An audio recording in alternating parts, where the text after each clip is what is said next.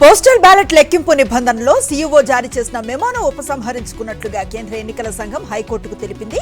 CEO మెమోపై YSRCP హైకోర్టులో petition వేసింది. MLA Pinnelli పిటిషన్పై ఏపీ హైకోర్టులో విచారించారు.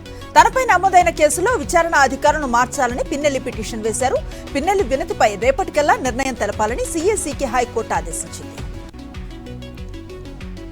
వైఎస్ఆర్సీపీ ప్రజాపాలనకు 5 ఏళ్లు పూర్తయిన సందర్భంగా నెల్లూరులో ఉదయగిరి వైఎస్ఆర్సీపీ పార్టీ ఆఫీసులో ఆ పార్టీ శ్రేణులు కేక్ కట్ చేసి సంబరాలు చేసుకున్నారు. చంద్రబాబు అరాచక పాలనకు చరమగీతం పాడి ప్రజాపాలనకు జగనన్న ప్రభుత్వానికి ప్రజలు పట్టం కట్టి 5 ఏళ్లు పూర్తయిందన్నారు మండల కన్వీనర్ ఓబుల్ రెడ్డి.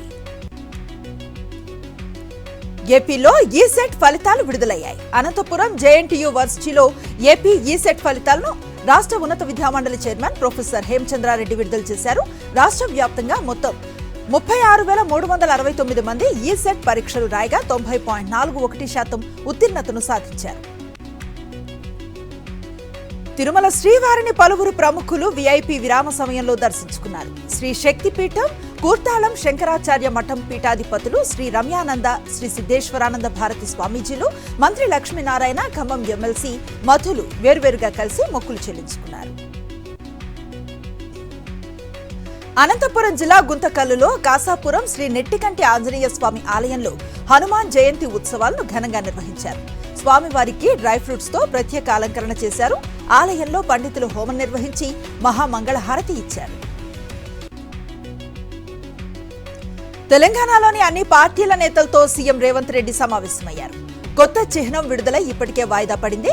అయితే జూన్ 2న తెలంగాణ గీతాన్ని ఆవిష్కరించనున్న నేపథ్యంలో చర్చిస్తున్నారు. తెలంగాణ అధికార చిహ్నం నుంచి కాకతీయ కళాతోరణాన్ని తొలగించడంపై వరంగల్లో బీఆర్ఎస్ నేతలు ఆందోళనకు దిగారు. ఖిలా వరంగల్ కోటలో కాకతీయ కళాతోరణం వద్ద బైఠాయించారు. తెలంగాణ ఉద్యమానికి మూల స్థానంగా ఉన్న వరంగల్ను ప్రభుత్వం అవమానిస్తోందని విమర్శించారు. వరంగల్ జిల్లా వర్ధనపేటలో ఆకేరుపల్లి వాగుపై పలు చోట్ల నిర్మించిన చెక్ డ్యాంలు పగుళ్లకు గురయ్యాయి. కొన్ని చోట్ల చెక్ డ్యాంలు కోతకు గురి కావడంతో సాగునీరు అందక అన్నదాతలు, మత్స్యకారులు తీవ్ర ఇబ్బందులు పడ్డారు. అధికారులు, ప్రజాప్రతినిధులు స్పందించి చెక్ డ్యాంలకు మరమ్మతులు చేపట్టారని రైతులు విజ్ఞప్తి చేశారు. రైతుల వ్యవసాయానికి కావాల్సిన అన్ని రకాల ఎరువులు, విత్తనాలను అందుబాటులో ఉంచామని జనగామ జిల్లా కలెక్టర్ రిజ్వాన్ షేక్ బాషా తెలిపారు. నకిలీ విత్తనాలను కొని మోసపోవద్దని, సరైన గుర్తింపు పొందిన ఫెర్టిలైజర్స్ దుకాణాల్లోనే ఎరువులు, విత్తనాలు కొనుగోలు చేసి వాటికి రసీదు తీసుకోవాలన్నారు. వరంగల్ జిల్లాలో ఎరువు దుకాణాల్లో వ్యవసాయ, పోలీస్ శాఖ సంయుక్తంగా తనిఖీలు నిర్వహిస్తోంది. ఇన్వాయిస్లు, స్టాక్ వివరాలు అధికారులు క్షుణ్ణంగా పరిశీలించారు. రైతులను మోసం చేసినా, ఎక్కువ ధరకు విత్తనాలు అమ్మినా కఠిన చర్యలు తీసుకుంటామని హెచ్చరిస్తున్నారు.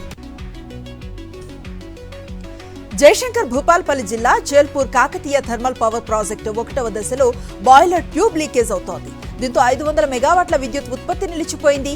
ప్లాంట్లో బాయిలర్ ట్యూబ్స్ లీక్ సాంకేతిక లోపం ఏర్పడిందని, మరమ్మతులు కొనసాగుతున్నాయని కేటీపీపీ అధికారులు తెలిపారు.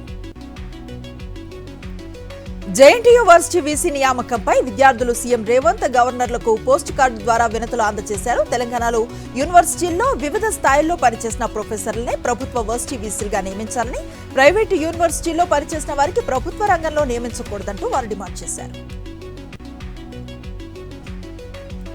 పెద్దపల్లి జిల్లా వాసవి పాల కేంద్రంలో కరీంనగర్ డైరీకి చెందిన పాల ప్యాకెట్లు చీమలొచ్చాయి. ఇదేమని ప్రశ్నించినందుకు డైరీ యాజమాన్యం నిర్లక్ష్యంగా సమాధానం చెప్పిందని కస్టమర్ ఆగ్రహాన్ని వ్యక్తం చేస్తున్నారు. వారసత్వంగా తమకు రావాల్సిన ఎకరం భూమికి పట్టా ఇవ్వకుండా సూర్యాపేట జిల్లా అనంతగిరి ఎంఆర్ఓ అడ్డు తగులుతున్నారంటూ ఆరోపిస్తున్నారు రైతులు. వారు ధర్నాకు దిగారు. పట్టా కావాలంటే 10,000 చొప్పున నలుగురు కొడుకులకు 40,000 లంచం ఇవ్వాలంటూ ఇబ్బందులకు గురి చేస్తున్నట్లుగా ఆరోపించారు.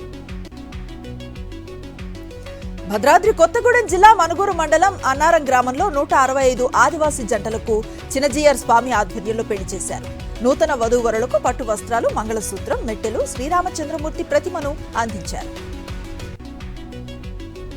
కుమ్రంభీం, మంచిర్యాల జిల్లాలు మండుతున్న ఎండలతో అగ్ని గుండాలుగా మారాయి. తెలంగాణలో రికార్డు స్థాయిలో అత్యధికంగా ఉష్ణోగ్రతలు నమోదవుతున్నాయి. మంచిర్యాల జిల్లా కొండాపూర్లో 46 డిగ్రీల టెంపరేచర్ నమోదు కావడంతో జనం అల్లాడిపోతున్నారు. శ్రీహరికోటలో స్నేహితుడి ప్రియురాలిపై యువకుల అఘాయిత్యానికి ఒడిగట్టారు. యువతి పుట్టినరోజున ఆలయానికి తీసుకువెళ్తామని అడవిలోకి తీసుకువెళ్లారు. స్నేహితుడి చేతులు కట్టేసి ప్రియురాలపై అఘాయిత్యానికి పాల్పడ్డారు. మాజీ క్రికెటర్ అంబటి రాయుడిని బెదిరిస్తూ సోషల్ మీడియాలో ఆగంతకుడు ఓ పోస్ట్ చేశాడు. రాయుడు భార్య, కూతురుని అత్యాచారం చేస్తామని బెదిరింపులకు దిగాడు.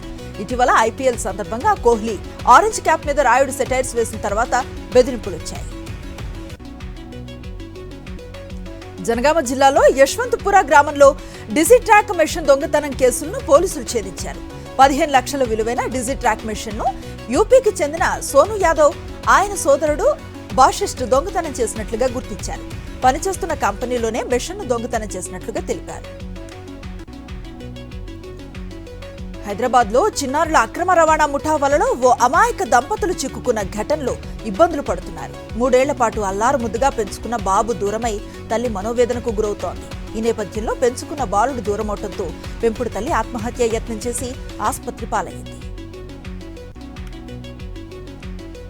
సిద్దిపేట జిల్లా కేంద్రంలో సీతారాంపల్లి హనుమాన్ దేవాలయంలో అమానుష ఘటన చోటు చేసుకుంది. హనుమాన్ మాల ధరించిన ఎస్సీలు ఆలయంలోకి రావద్దంటూ ఓ గ్రామానికి చెందిన స్వాములను అడ్డుకోవడంతో పోలీసులకు ఫిర్యాదు చేశారు. ఘటనకు బాధ్యులైన వారిపై ఎస్సీ, ఎస్టీ అట్రాసిటీ కేసులు నమోదు చేశారు. వరంగల్ జిల్లా సంగం కేంద్రంలో తాటి వనం దగ్ధమైంది. 2 ఎకరాల్లో జీవనోపాధిని అందిస్తున్న తాటి వనానికి గుర్తు తెలియని వ్యక్తులు నిప్పంటించారు. మంటలు చెలరేగి చెట్లు పూర్తిగా కాలి బూడిదయ్యాయి. ప్రభుత్వం ఆదుకోవాలని, బాధ్యులపై చర్యలు తీసుకోవాలని కోరుతున్నారు. ఎన్నికల కౌంటింగ్ నేపథ్యంలో గుంటూరు జిల్లా మంగళగిరి రూరల్ ప్రాంతంలో పోలీసులు కార్డన్ సెర్చ్ నిర్వహించారు. సరైన పత్రాలు లేని సుమారు 25 వాహనాలను స్వాధీనం చేసుకుని పోలీస్ స్టేషన్ కు తరలించారు. అనుమానితులపై నిరంతరం నిఘా ఎప్పటికప్పుడు ఉంటుందని తెలిపారు పోలీసులు. అనంతపురంలో బైక్ల దొంగలు హల్చల్ చేస్తున్నారు. అనంతపురంలో ప్రభుత్వ సర్వజన ఆసుపత్రులు 2 రోజుల కిందట బుల్లెట్ వాహనాన్ని 2 దొంగలు తీసుకువెళ్లే సీసీటీవీ వీడియో వైరల్ అయింది. పోలీసులకు ఫిర్యాదు చేసినా పట్టించుకోవటం లేదని బాధితుడు జయప్రకాష్ ఆవేదన వ్యక్తం చేస్తున్నారు. హిమాచల్ ప్రదేశ్ లో సిమ్లా, సోలాన్, బిలాస్పూర్ మండి అడవులు కాలిపోతున్నాయి. 8,000 హెక్టార్లకు పైగా అడవులు అగ్నికి ఆహుతయ్యాయి. సిమ్లాలో తారాదేవి, బిలాస్పూర్ లో ప్రసిద్ధ నైనిదేవి ఆలయం సమీపంలో అడవులు దగ్ధమయ్యాయి. ఏప్రిల్ 15 నుంచి ఇప్పటి వరకు రాష్ట్రంలో 1033 అగ్ని ప్రమాదాలు జరిగినట్లుగా అధికారులు గుర్తించారు. ఉత్తరప్రదేశ్ లో హర్దోయ్ జిల్లాలో క్యాన్సర్ రోగులకు ఇస్తూ ఉన్న ట్రీట్మెంట్ తీరు వివాదాస్పదమైంది. క్యాన్సర్ రోగులకు పశువుల కొట్టం మాదిరిగా ఉండే చోట ట్రీట్మెంట్ ఇవ్వటం విమర్శలకు దారితీస్తోంది. ప్రభుత్వ ఆసుపత్రులు సామాన్యులకు వైద్యం అందించడం ఇలానా అని ప్రజలు ప్రశ్నిస్తున్నారు. జమ్మూ కాశ్మీర్లో సరిహద్దుల్లో మహిళా సైనికులు సాంబా సెక్టార్లో రక్షణ చర్యల్లో పాల్గొన్నారు. పాకిస్తాన్తో అంతర్జాతీయ సరిహద్దు వెంట ఎండలను సైతం లెక్క చేయకుండా గస్తీ తిరుగుతూ ముష్కరులకు చెక్ పెడుతున్నారు. మహిళా సైనికుల వీరత్వంపై నెటిజన్స్ సలాం చేస్తున్నారు. భారత్ 2వ అణుశక్తితో నడిచే బాలిస్టిక్ క్షిపణి జలాంతర్గామి కొద్ది నెలల్లో ప్రారంభం కాబోతోంది. 2024 చివరి నాటికి ఐఎన్ఎస్ అరిఘాట్ గా సేవలందించే ఈ నౌకను ప్రారంభించిన దాదాపు 7 ఏళ్ల తర్వాత అధికారికంగా ప్రవేశపెట్టనున్నారు. ఈ క్షిపణి 700 కిలోమీటర్ల కంటే ఎక్కువ దూరం ప్రయాణించగలదు. మిజోరాం ఐజ్వాల్లో విదేశాలకు సంబంధించిన జంతువుల స్మగ్లింగ్ ముఠా గుట్టు రట్టు చేశారు పోలీసులు. వాహన తనిఖీల్లో భాగంగా అరుదైన పాములు, తాబేళ్లు, కోతులతో సహా అన్య దేశాలకు సంబంధించిన జంతువులను పోలీసులు గుర్తించి నిందితుల నుంచి స్వాధీనం చేసుకున్నారు.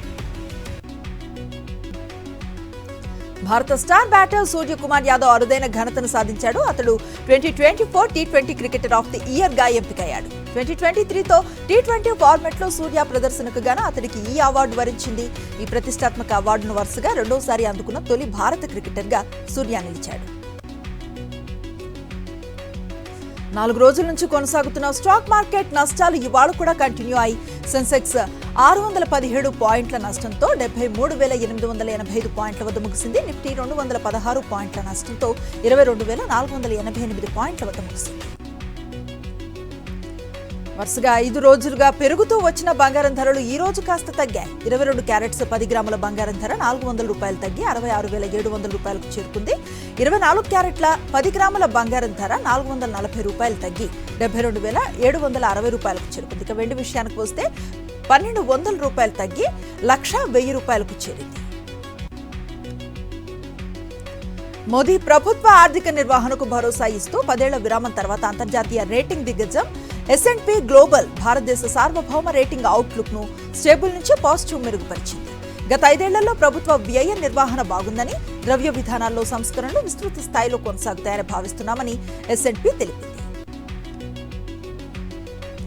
ప్రీమియం మిల్క్ సెగ్మెంట్ లో ఎంటర్ అయ్యింది గోద్రేజ్ జెర్సీ కంపెనీ. ఎలాంటి కల్తీ లేని విధంగా మంచి క్వాలిటీ పాలన అందించడమే ధ్యేయంగా ఈ సెగ్మెంట్ లోకి ఎంటర్ అవుతున్నట్లుగా కంపెనీ తెలిపింది. ఇందుకు సంబంధించి నాసిక్ లో 1400 పశువులతో ఒక మై ఫార్మ్ ను ఏర్పాటు చేసినట్లుగా సంస్థ తెలిపింది. హిమాచల్ ప్రదేశ్, మహారాష్ట్ర, మధ్యప్రదేశ్ రాష్ట్రాల్లో ఔషధ పార్కులను ఏర్పాటు చేసేందుకు రామ్కీ ఇన్ఫ్రాస్ట్రక్చర్స్ కసరత్తును మొదలుపెట్టింది. కొత్తగా చేపట్టే ప్రాజెక్టుల కోసం వచ్చే 6 నెలల వ్యవధిలో 280 కోట్ల రుణాన్ని సమీకరించే అవకాశం ఉందని కంపెనీ ప్రకటించింది. రిలయన్స్ చైర్మన్ ముఖేష్ అంబానీ కుమారుడు అనంత్ అంబానీ, రాధికా మర్చెంట్ 2వ ప్రీ వెడ్డింగ్ బాష్ ఇటలీలో మొదలైంది. ఈ వేడుకకు ఆహ్వానం అందుకున్న ప్రముఖులు ముంబై ఎయిర్పోర్ట్ నుంచి ఇటలీకి బయలుదేరారు.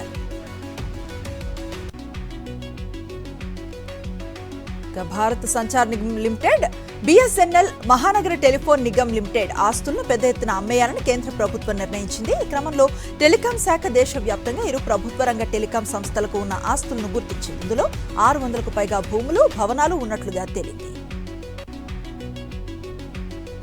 ప్రముఖ వ్యాపార దిగ్గజం ముఖేష్ అంబానీ తనయుడు అనంత్ అంబానీ, రాధికల వివాహం జూలై 12న జరగనుంది. ముంబైలో BKCలో జియో వరల్డ్ సెంటర్లో హిందూ వైదిక పద్ధతిలో వివాహం జరుగుతున్నట్లుగా ప్రకటించారు. జూలై 12న వివాహ కార్యక్రమాలు ప్రారంభమై 13న ఆశీర్వాద మహోత్సవం, 14న మంగళ ఉత్సవం నిర్వహిస్తున్నట్లుగా తెలిపారు. పోలీసులతో నటి నివేద పేతురాజ్ వాగ్వివాదం వీడియో వైరల్ అవుతోంది. సినిమా ప్రమోషన్ లో భాగంగా నివేద చేసిన ఈ ఫీట్ విమర్శల పాలవుతోంది. యూనిఫామ్ లో ఉన్న పోలీసులు ఎక్కడైనా చెప్పులు వేసుకుంటారా అంటూ నెటిజన్స్ నివేదను ట్రోల్ చేస్తున్నారు. బంగాళాఖాతంలో నైరుతి రుతుపవనాలు చురుగ్గా కదులుతున్నాయి.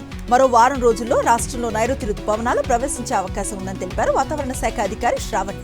గతేడాది కంటే ముందుగానే ఈసారి కేరళ రాష్ట్రంలోకి ప్రవేశించినట్లుగా వెల్లడించారు. మరికొద్ది రోజుల్లోనే ఇవి తెలుగు రాష్ట్రాల్లోకి ప్రవేశిస్తాయని తెలుస్తోంది.